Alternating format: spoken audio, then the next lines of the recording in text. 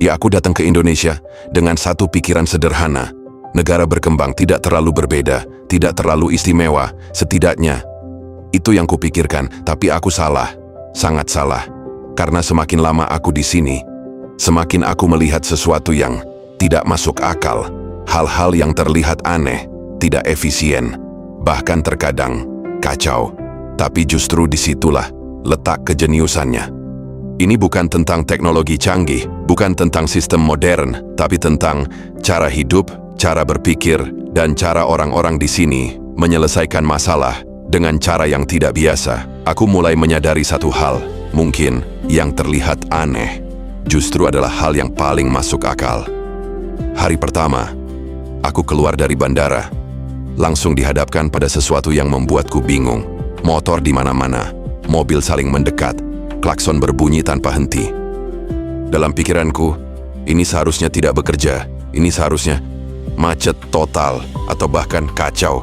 Tapi anehnya, tidak. Di banyak negara, semuanya diatur oleh aturan yang ketat. Tapi ketika aturan itu hilang, sistemnya runtuh. Di sini, bahkan tanpa aturan yang terlihat, sistemnya tetap hidup. Hari kedua, aku melihat sesuatu yang membuatku lebih bingung lagi. Seorang pria, motornya mogok di pinggir jalan. Di sini, dalam hitungan menit, ada beberapa orang membantu mendorong motor itu. Di tempat lain, orang mungkin akan melihat sekilas, lalu melanjutkan perjalanan. Di banyak tempat, orang diajarkan untuk fokus pada diri sendiri. Tapi di sini, orang secara alami terlibat dalam kehidupan orang lain. Aku duduk di sebuah warung kecil, memesan makanan sederhana, dan yang aku lihat membuatku semakin bingung. Orang-orang duduk lama, berbicara, tertawa, tanpa melihat jam. Di banyak kota besar, waktu adalah segalanya. Semua harus cepat. Efisien di sini, tidak. Mereka tetap bekerja, tetap menjalani hidup, tapi tidak kehilangan momen. Dan disitulah aku mulai memahami sesuatu. Mungkin, efisiensi bukan segalanya, karena apa gunanya cepat jika kita kehilangan hidup itu sendiri. Nah, itu baru 3 hal, dan semuanya sudah terasa. Tidak masuk akal, tapi yang belum aku tahu adalah bahwa keanehan-keanehan ini bukan kebetulan. Ini adalah pola sebuah sistem yang jauh lebih dalam dari yang terlihat. Dan di hari berikutnya, aku mulai melihat sesuatu yang lebih besar lagi. Sesuatu yang tidak hanya aneh, tapi juga mengubahku cara melihat dunia. Hari ketiga, aku mulai berhenti melihat Indonesia sebagai tempat dan mulai melihatnya sebagai sistem yang tidak tertulis, tidak diajarkan secara formal, tapi bekerja. Dan semakin aku memperhatikan, semakin aku menemukan hal-hal yang aneh. Tapi anehnya, semuanya masuk akal. Aku berdiri di sebuah warung kecil, tempat yang bahkan tidak terlihat seperti bagian dari sistem modern. Tidak ada mesin besar, tidak ada kasir digital yang canggih. Hanya meja sederhana, seorang ibu yang menjaga, dan selembar kertas dengan kode QR. Ini tidak masuk akal. Tempat sesederhana ini sudah menerima pembayaran digital. Aku melihat orang di depanku. Dia hanya membuka ponselnya. Scan, selesai. Hanya kode kecil di kertas. Ini terlihat sederhana, tapi justru itu kejeniusannya. Di banyak negara, sistem seperti ini membutuhkan infrastruktur besar. Bank, mesin, regulasi ketat. Indonesia tidak menunggu sistem besar menjadi sempurna. Mereka melompat langsung ke solusi yang paling praktis, bukan yang paling canggih, tapi yang paling bisa digunakan. Aku mulai membandingkan minimarket modern dengan warung kecil di pinggir jalan. Secara logika, yang besar harusnya menang, lebih rapi, lebih terorganisir, lebih lengkap. Tapi warung tetap ada, bahkan di mana-mana. Aku masuk ke salah satunya. Dan dalam beberapa menit, aku mulai mengerti kenapa. Tidak ada sistem rumit, tapi semuanya fleksibel. Bisa beli sedikit, bisa utang, bisa ngobrol. Utang, aku mendengar seseorang berkata, nanti saja bayarnya ya. Dan penjualnya hanya mengangguk. Tidak ada jaminan, tidak ada kontrak, hanya kepercayaan. Ini bukan hanya transaksi, ini hubungan. Warung bukan sekadar tempat beli barang, tapi sistem sosial. Sistem besar bergantung pada aturan. Warung bergantung pada manusia. Dan selama manusia itu ada, sistem ini akan terus hidup. Hari berikutnya, aku memesan transportasi. Dan lagi-lagi, aku melihat sesuatu yang aneh. Hanya dengan beberapa klik, Seseorang datang, cepat, tepat, tanpa proses rumit. Tapi yang membuatku terkejut, bukan teknologinya, tapi skalanya. Dari jalan kecil sampai kota besar, sistem ini bekerja di mana-mana. Ini bukan sekadar aplikasi, ini ekosistem. Orang mendapatkan pekerjaan, orang mendapatkan akses transportasi, masalah besar diselesaikan. Dengan cara yang sederhana, Indonesia tidak selalu mencari solusi sempurna. Mereka mencari solusi yang bisa langsung dipakai. Dan mungkin itu jauh lebih penting. Setelah semua yang kulihat, aku mulai memahami satu pola. Hal-hal yang terlihat tidak sempurna justru adalah hal-hal yang paling efektif. Ini bukan kebetulan, ini cara berpikir tapi semua ini masih hanya permukaan. Karena semakin aku melihat, semakin aku menyadari bahwa keanehan terbesar bukan ada di sistemnya, tapi di orang-orangnya, cara mereka berpikir, cara mereka merespon, dan cara mereka melihat hidup. Dan disitulah semuanya mulai berubah. Hari keempat, aku berhenti mencari hal-hal aneh di luar dan mulai melihat ke dalam, bukan ke tempatnya, tapi ke orang-orangnya. Siang itu, aku duduk di sebuah tempat sederhana, melihat orang-orang beraktivitas seperti biasa. Ada yang bekerja, ada yang ngobrol, ada yang bahkan terlihat seperti tidak melakukan apa-apa. Tidak ada yang terlihat khawatir, tidak ada tekanan yang terasa. Tapi yang aneh, semuanya tetap berjalan.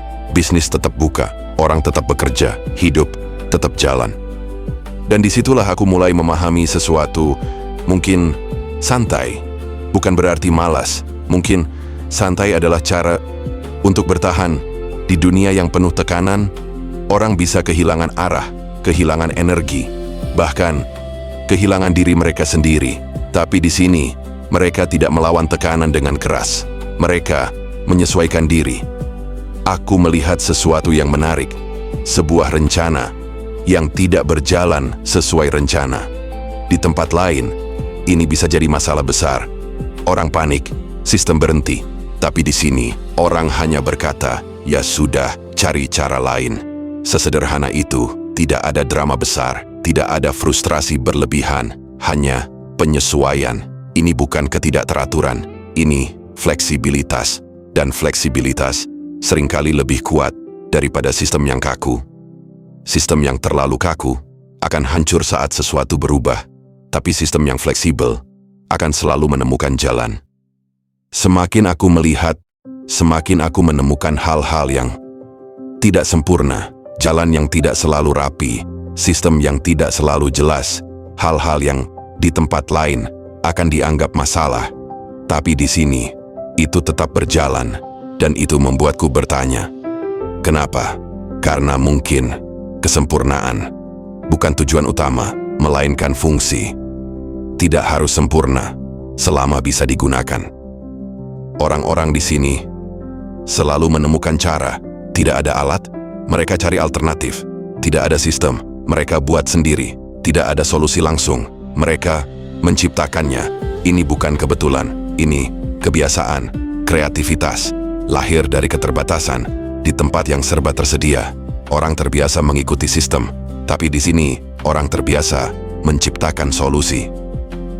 Setelah semua yang kulihat, aku mulai memahami sesuatu yang tidak pernah kupikirkan sebelumnya. Mungkin Indonesia bukan kurang berkembang, tapi berkembang dengan cara yang berbeda. Tapi masih ada satu hal yang belum aku mengerti sepenuhnya. Sesuatu yang tidak terlihat di sistem, tidak terlihat di kebiasaan, tapi terasa di mana-mana. Sebuah kekuatan yang menyatukan semuanya, bukan tentang teknologi, bukan tentang sistem, tapi tentang manusia. Aku kembali ke warung kecil, tempat yang sama, tapi kali ini aku melihat dengan cara yang berbeda. Tidak ada sistem keamanan, tidak ada verifikasi, tidak ada jaminan, hanya kepercayaan. Di sini, sistem bisa berjalan karena mereka percaya. Kepercayaan bukan risiko di sini, tapi fondasi. Ketika seseorang kesulitan dan tanpa diminta, orang lain ikut membantu. Ini bukan sekadar kebaikan, ini budaya. Dan mungkin itulah alasan kenapa sistem yang terlihat tidak sempurna tetap bisa berjalan. Malam itu, aku melihat sesuatu yang tidak bisa kupahami dengan logika. Orang-orang tertawa, berkumpul, menikmati waktu dengan cara yang sederhana, padahal tidak semua dari mereka memiliki hidup yang mudah. Dan itu membuatku bertanya, kenapa mereka tetap bisa seperti ini? Karena mungkin kebahagiaan di sini tidak bergantung pada apa yang dimiliki, tapi pada siapa yang ada di sekitar. Hari terakhirku di Indonesia terasa berbeda. Semua yang kulihat di awal terasa aneh, tidak masuk akal, bahkan terasa salah. Tapi sekarang semuanya mulai menyatu. Jalanan yang terlihat kacau ternyata adalah bentuk koordinasi tanpa aturan. Warung kecil yang sederhana ternyata adalah sistem sosial yang kuat. Orang-orang yang terlihat santai ternyata memiliki cara bertahan yang luar biasa. Dan semua itu bukan kebetulan, ini adalah hasil dari satu hal yang sama, cara berpikir, cara hidup, dan cara manusia berhubungan satu sama lain. Mungkin kejeniusannya bukan pada teknologi, bukan pada sistem, tapi pada manusia itu sendiri. Dan mungkin hal-hal yang terlihat aneh justru adalah hal yang paling jenius. Dunia mungkin belum sepenuhnya memahami Indonesia, tapi mungkin bukan Indonesia yang harus berubah, mungkin dunia yang harus belajar untuk melihat dengan cara yang berbeda, karena terkadang hal yang terlihat sederhana justru menyimpan cara hidup yang lebih bijak.